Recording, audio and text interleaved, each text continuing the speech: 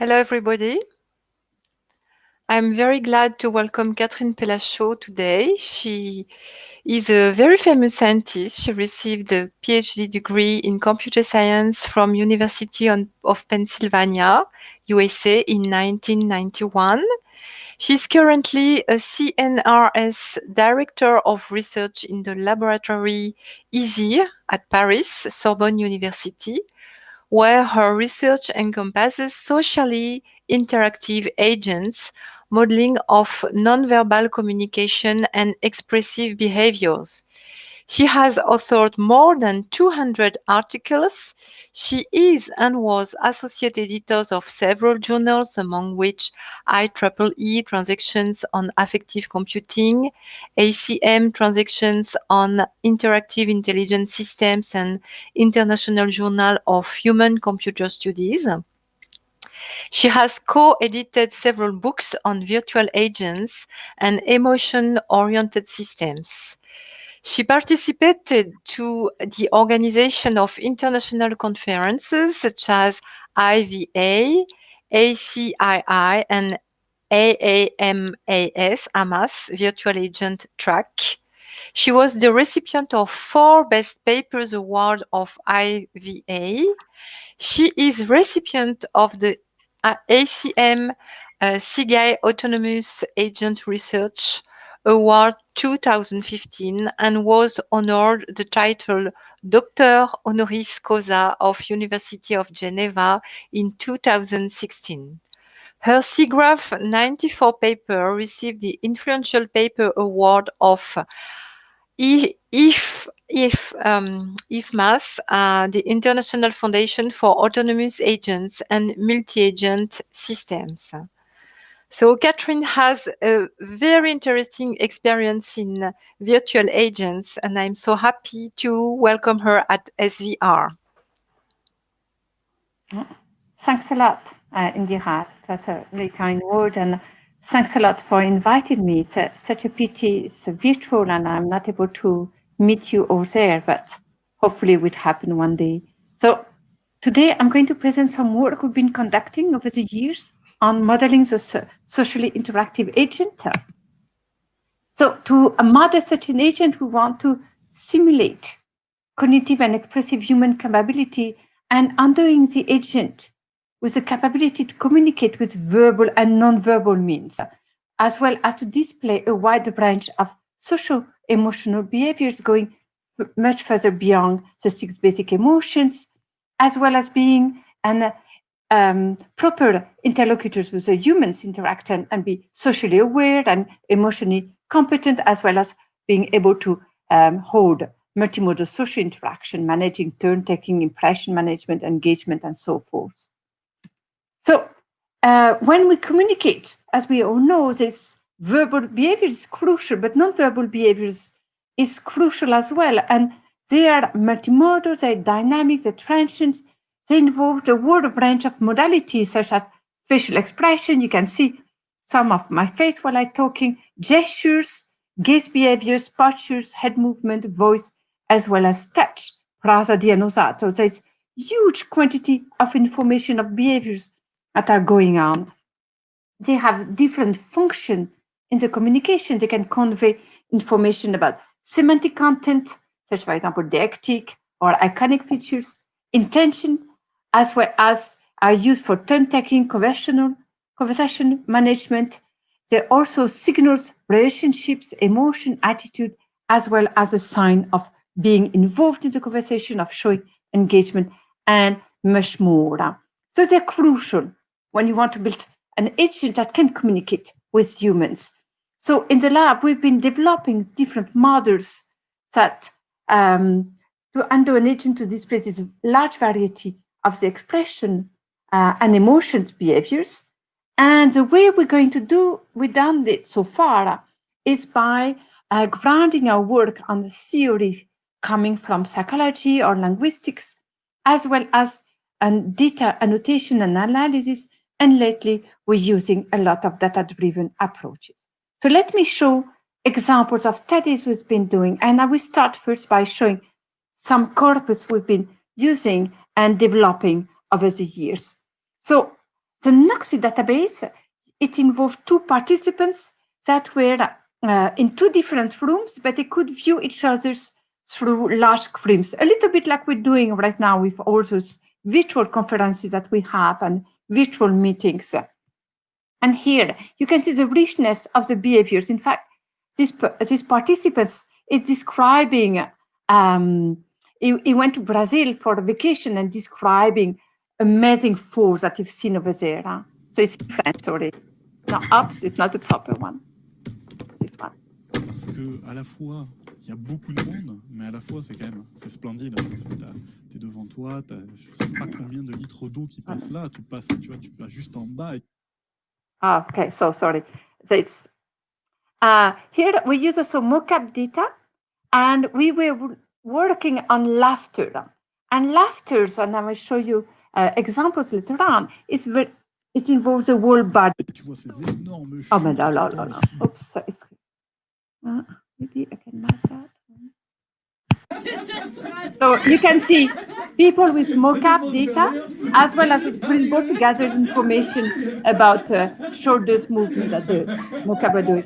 And you can see how people are really interacting with each other and involving posture, gaze, head movement, and all that.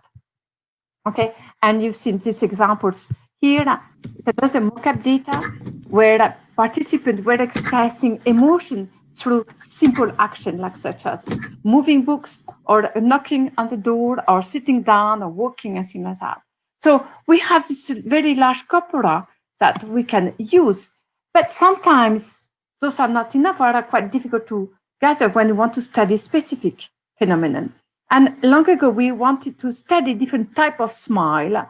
And so we thought of, because doing at the time, so it was a few years back to do automatic image analysis was complex, was not very proficient. So we decided we'll have built tools where we ask participants, humans, to create the signals, the stimuli itself. So we built this interface, and I think you can see my mouse here, where participants will select different parameters linked to smile, such as mouth opening, upper corner of the lips, and eyebrow movement, eyelid movement, and so on, to create the different smile. And we did a similar approach to gather's attitude while having a particular dialogue act. And doing so, it allowed participants to create a corpus that was then validated through evaluation study. So the corpus, especially human data, we can analyze it.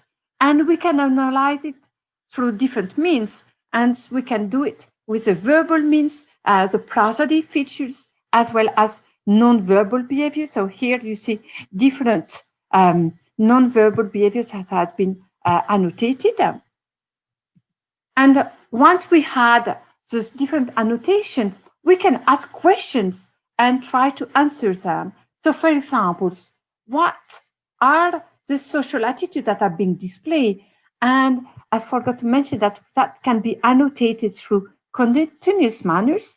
And we can also study which are the non-verbal cues that are associated with the display of a social attitude, or what is the level of engagement, and what are the non-verbal cues associated with with this level of engagement. And we can study, for example, here, different communicative gestures, different response, facial expression, head movement. So we had a wide range of modalities that we can study. So we apply such a methodology to models the expression of interpersonal attitude. And the attitude is something that colors the interaction. So it's conveyed through a sequence of nonverbal behaviors. And we wanted to understand what makes a person appear more dominant, or for example, less friendly. What is a set of behaviors that conveys a change of perceptions? So we wanted to find out the sequences of multimodal behaviors that will trigger the change of perception. And to do so, we extract the sequences of nonverbal behaviors, signals an attitude variation, and we apply temporal sequence mining.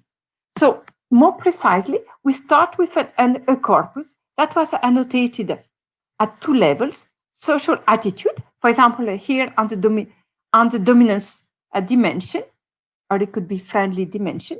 So we have, in the continuous manners, participants will annotate how they perceive given humans along the dominance dimension axis, as well as more here, discrete values for the non-verbal behaviors. If it is a head nod, if it is a given head, arm movement, if we have a facial expression here, a smile and things like that.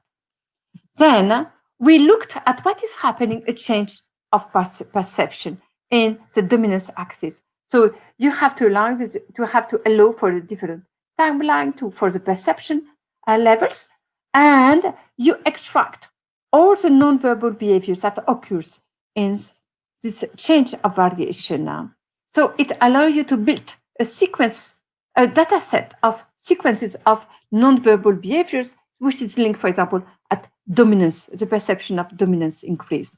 Then we can apply for temporal sequence mining to find out the most frequent sequences of behaviors that convey dominance increase. And we can add, plug this sequence of behavior into the virtual agent that can be then evaluated. So let me show you two examples of a dominance increase. We will contact you within 1 week to let you know what we have decided. And the choice of the nonverbal behaviors and its timings were computed through this algorithm. Here is an example of dominance. In your previous professional experiences, what made you the most proud? So we could see there's a difference in rest position, a difference in postures, a difference on facial expression, use of smiles, and things like that. And I don't have time to show it, but we evaluated these models in the perception of examples like here, but also in interaction. Lately, we've been using a speech-driven approach using a neural network or HMM before. So the example is as follows. As input, you give the speech features, and the output, you want to compute the 3D animation parameters and to infer either lip movement, facial expression. Lately, we've been working also on hand gestures. And we want your model to capture the link between the different features, prosody features, as well as the nonverbal features. Okay, so let me show you an example. So we've done several studies. So some studies where we use a contextual HMM, hidden markup models, to capture the temporal relationship between speech data and multimodal movements, and take into account the context. And here the context was multimodal behaviors. So for example, for speech movement, it was the raised eyebrow, the prosody, and the head movement being contextual, being taken into account altogether. And I don't know when your moment was, but I bet you there was one. So this study was done, I don't know now, 6-7 years ago. And we apply similar models for laughter, where the model recaptures the movement linked to speech laughter, to laughter.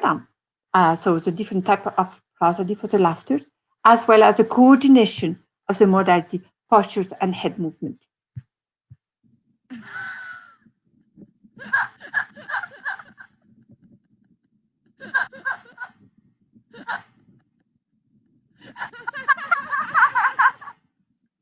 Okay, so you get a sense. Lately, we've been using more deep learning methods and to compute hand gestures. So communicative gestures, what you have to understand is that the stroke of a gesture, which means the part that carries the meaning of gestures, need to be very well coordinated with speech. So we built recurrent neural network with attention mechanisms to predict where to put a gesture stroke. And now we're working on computing the gesture shape, but that is taking into account more and other information from text analysis. So let me show you an example.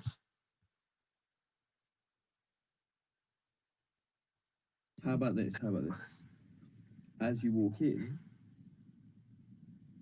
you get the kitchen and living room, Yeah. as in straight ahead in the entrance hall, and then left and right are bedrooms and bathroom. How's that? You know Tetris, you know the T-shaped one? Okay. Oops.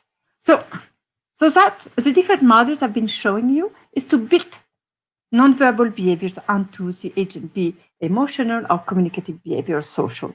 Now we want to put the agent in interaction with the virtual, with the humans, and we know that in human interactions, it involves a lot of exchanges of social signals that happen at different timings, and there's quite a lot of phenomena that happen during interaction, such as synchronization, imitation, adaptation, and all those phenomena will have an impact on the interaction, how it is perceived in the rapport buildings, impression management, international relations, interpersonal relationship, and all that.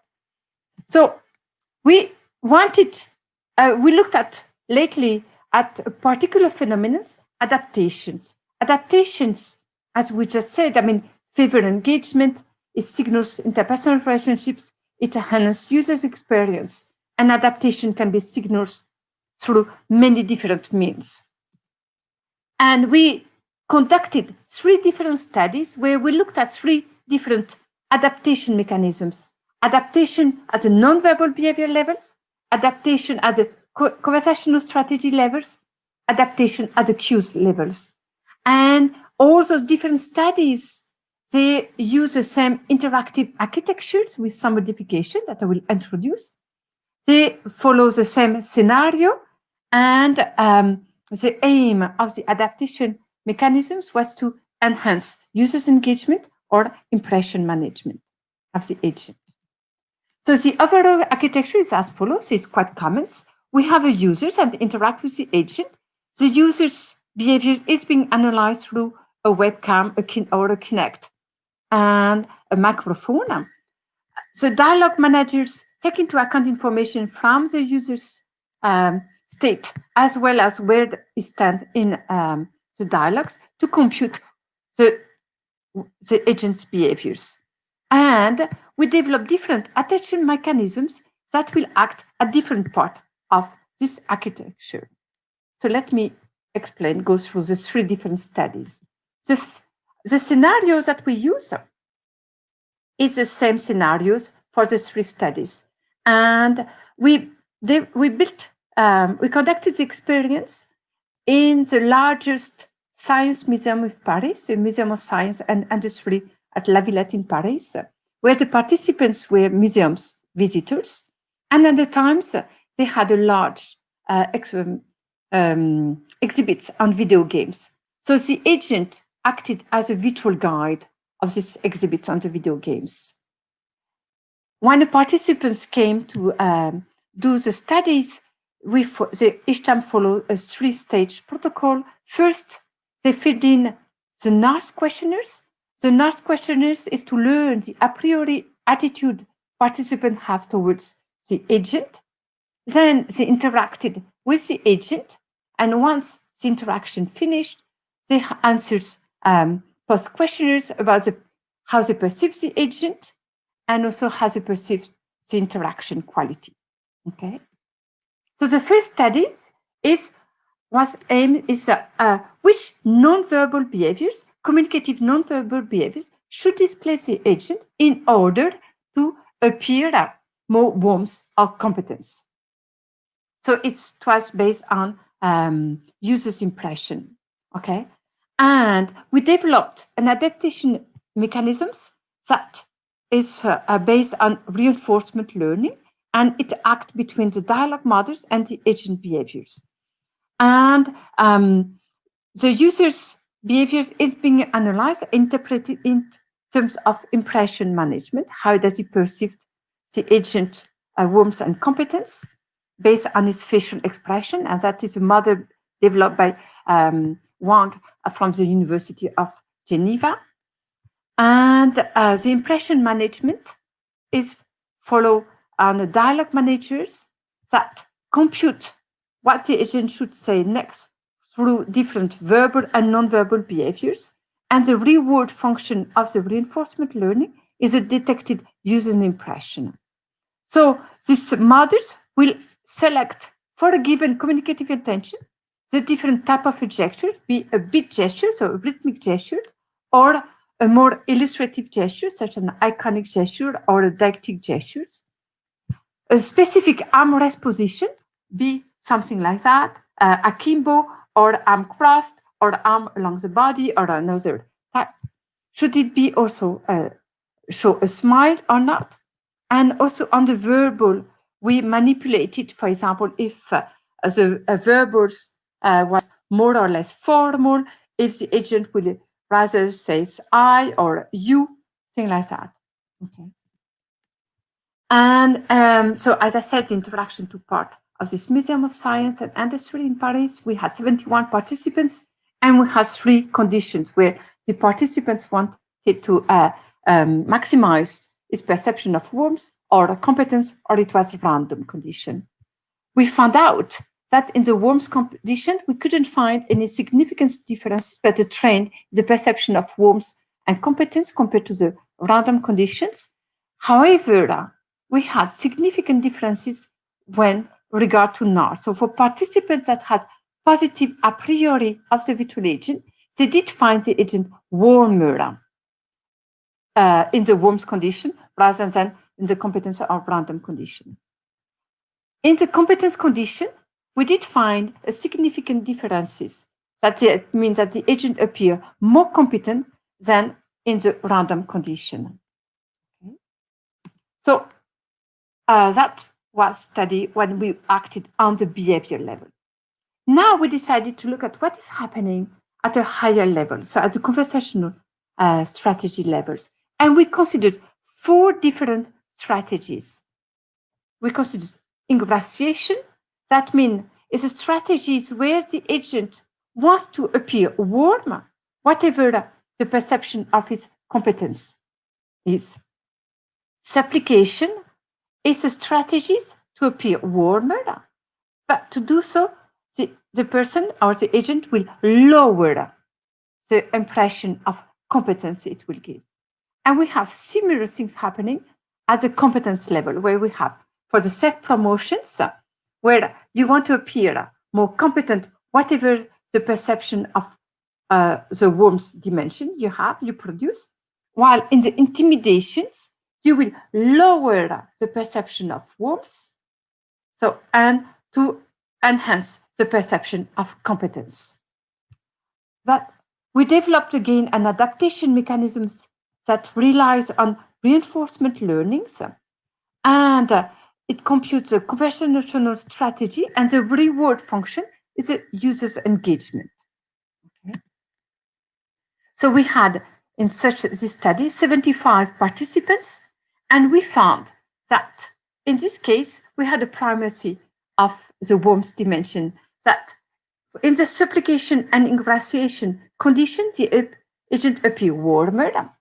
And we found that in the self-promotion, that means that the agent wants to appear more competent without modifying its level of warmth. There was a halo effect. That means that when the agent wanted to appear more competent, it increased how it appears in the warmth conditions. Okay. However, for the intimidation condition, that when the agent lower its perception of warmth to appear more competent, it has the agent appear much colder, and it's coherent with previous studies that show that there's stronger impact of negative impression over positive one. So in the last study, we looked at adapting the agent behaviors on user cues. So let me explain. We want to build a computational model that captures what is happening between human-human interaction at the signal level. It's really very, very low level, not the behaviors, which is a given features like given hand gestures or postures, but really very low level. And we want to predict the agent behavior take into account the behaviors that the user has done so far. Okay, so to do that, we built a model that captures the adaptation mechanisms, these low-level adaptation mechanisms between two interactors by building a model based on LSTM on human data. So we analyze human data and learn such a predictive models.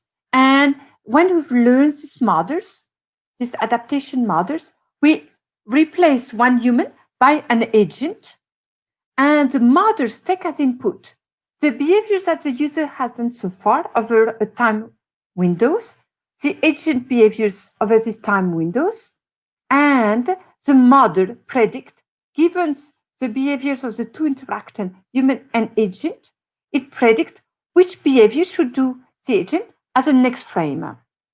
And that means that at each frame, at each frame, it predicts the next behaviors. So we have this time window that goes frame by frame, and the agent predicts its behaviors for the next frame.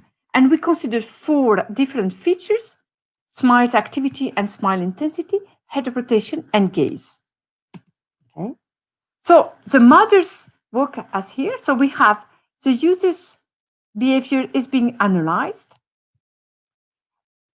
We know the agent behavior over a certain time windows, and the adaptation mechanisms based on LSTMs compute, given the user's behaviors and the agent behaviors on a given time windows, what should be the agent behaviors for the next frame.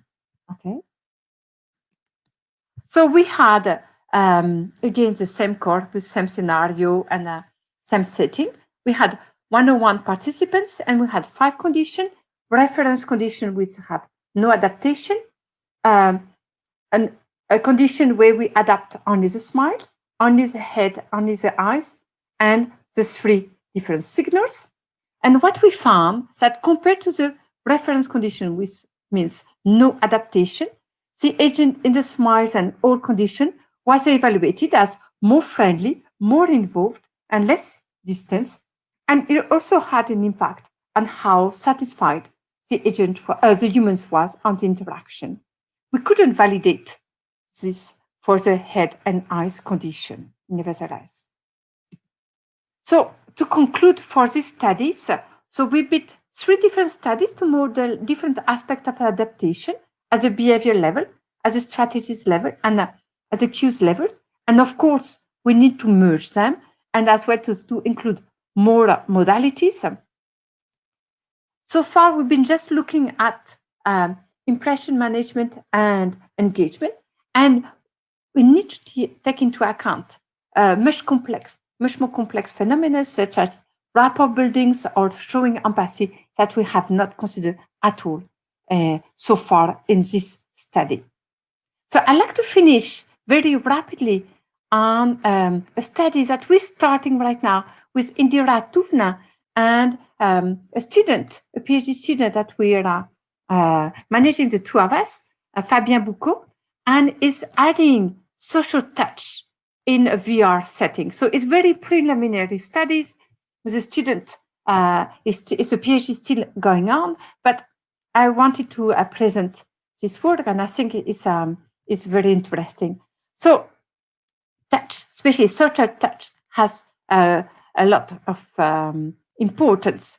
And I think nowadays, with being always in virtual settings, we do miss touch. We do miss being able to embrace somebody, caress somebody, because it's used to comfort people, to encourage them, but also to manage turn-taking, to attract attention. So touch is crucial in human-human interaction.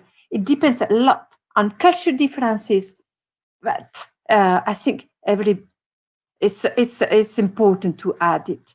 And so we want to build a decision models that decide for the agent when the agent can touch the humans, and when and with which touch, and how to respond to human touch, and of course to evaluate the models and also wonder about touch acceptability by humans. So the framework is as follows. So first, we need to detect the mental state of how the mental state of the humans is perceived by the agent, its emotion, intention, and we include the notion of touch productions. To do that, we use colliders, I'm going to say, to explain very rapidly. We have to build also decision models that decide the intention the agent should convey with which emotions, and also if it should produce a touch behaviors onto the humans. So for detecting touch, we rely on colliders that is often used in these such settings where we place colliders onto the upper body of the agent. For the decision models, we rely on different sensing capabilities for the agent, such as gaze direction, proximity, as well as when and how the agent touch the agent. For computing the agent emotional state, we rely on the Fatima computational models of emotion that is developed in Ana Paiva's groups in Lisbon. And the decision models take into account the agent emotional state, how the agent perceived human emotional state, how the agent perceives the rapport buildings between the human and the agent, as well as the dialogue state. And the output of the decision models is what the agent should say next and how, and it includes touch. So for the touch generation, we realize on a device softly, that was developed in Indira's Tuvnan's lab. So it's arm sleeves that is made of voice coils. And by manipulating the frequencies of those voice coils, it creates different movements, and it allows us to simulate different touch, such as taps or caress or hit. And it relies on the apparent motion illusions that is used in a tactile brush algorithm. Now, because of this situation, we still couldn't, and this since a few months, we still couldn't conduct any evaluation study in the cave. But as soon as the health situation allows, we want to conduct 3 experiments to evaluate how people perceived the different stimuli that are created onto the softly leaves. And we did a primary study, but it was only with 10 participants. So we really need to conduct the study with more participants. We need to evaluate the decision models rules for that trigger touches, and also how touch impact users' perception of the agent and of the interaction. So to conclude, I've presented work that we're conducting on building social agent with different, that can convey different non-verbal behavior, communicative, emotional, and social, different adaptation mechanisms during interaction, as well as adding touch as a modality for the interaction. So if you have any question, I'd be very pleased to answer. So let me stop that. And Thank you so much, Catherine. Okay. And I have to say that it was too short because I know that you have done so many work on virtual agents. So I think that we have now an overview of your work, and we have 10 minutes for questions. So please, if there are any questions. Question. Yeah, so I can see the models. So for the facial expression, so the facial models is can be driven by FACS, a facial action unit system, as well as a facial action coding system, as well as MPEG-4. But all the facial expression are specified using action unit. Yeah. And for modeling expression of emotions, I didn't show it, but we developed variety of models. Okay, so by analyzing data, by merging, compositing expression. So yeah, we developed several computational models for creating expression of emotion. Yeah.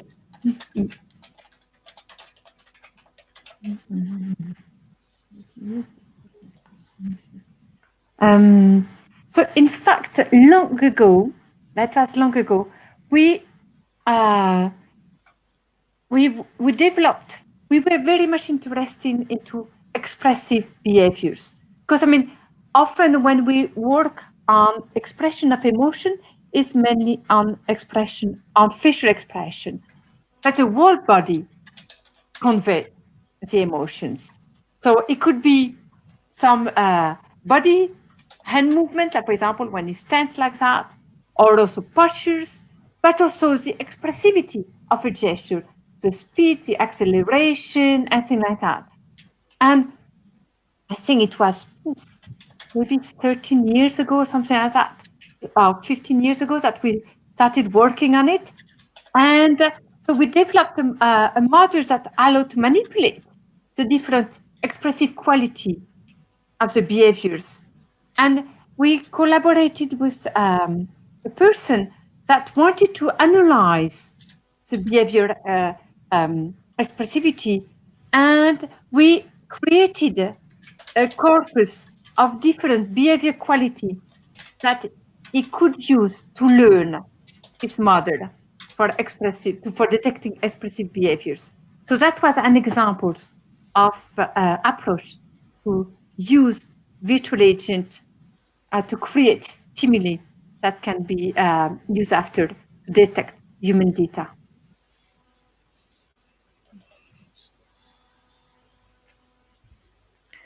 And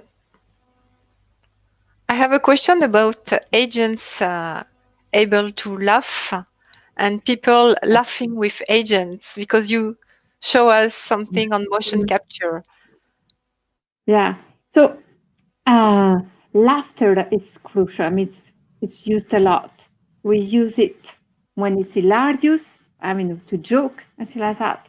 But we use it also to show we're part of a social group, and we use laughter also to mask embarrassment. And however, the timing is crucial. Okay, you cannot, if you laugh too short, too late, it's perceived very differently. So when we work on laughters, we conducted a study where we manipulate. We didn't use verbal interaction, but we use music interaction. So we had participants listening to music that was made to trigger laughters. And the music stimuli were created using PDQ back phenomenon. I mean, it's a study that was, there was an algorithm that can define how to modulate the music to create these dissonances that create laughters. And so we could manipulate when the agent would laugh, we knew it, and how the humans will react with the agent. And we manipulated the type of laughters the agent would do and the type of imitation the agent would do with the laughters. And like that, we could understand how, a very small start of understanding what it means to laugh with the humans. Yes, But it's very complex. Oh yeah. Mm-mm. And did you evaluate the gender feature or the interaction with childs in your study? No, we never work with child. In fact, we should have done such a study this year.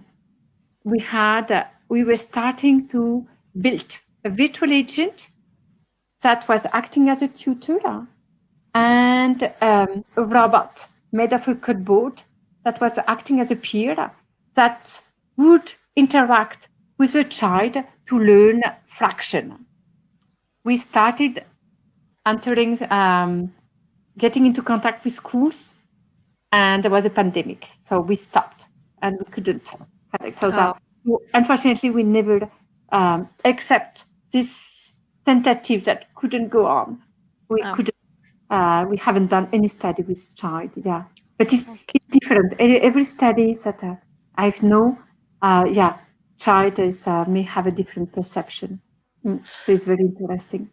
Yeah. There is a question about the environment, the context where the interaction occurs. So, do you take into account the context? So the context is very difficult because, I mean, context can involve the settings where you are. It involves also the role of the participants. It involves the relationship. It involves the topic of the conversation. So far, we do take into account the context, but it's fixed. We don't model context per se. So the only things, for example, where when we work in the interaction, the things that we could say that we consider context was more on the user's behaviors. But other than that, we don't. For example, if we play the same scenario in a very different setting, in a very different environment, unfortunately, it will be the same model. So, yeah, it's just too complex. There's too many factors that are involved in a context that we can say that we're modeling all the different factors involved in context. Yeah, so, unfortunately, we're just looking at very specific factors of the context in our model. Yeah, I'm sure it is done in storytelling models, and the context is modeled for simulation, but in interaction, it is really very, very heavy. There is another question about the Laban. Maybe you know the dance Laban notation movement analysis. And if so, is it related to your work in any way? So when we looked at expressive movement, so there's some work on Laban and emotions. There's also work by non-Badlers. I mean, the first work on expressive gestures was done by non-Badler using Laban notations. But here we wanted really to look more at what is happening with emotional behaviors. And we rely on studies conducted in Klaus Scherer's lab that really looked into other dimension of behaviors rather than Laban.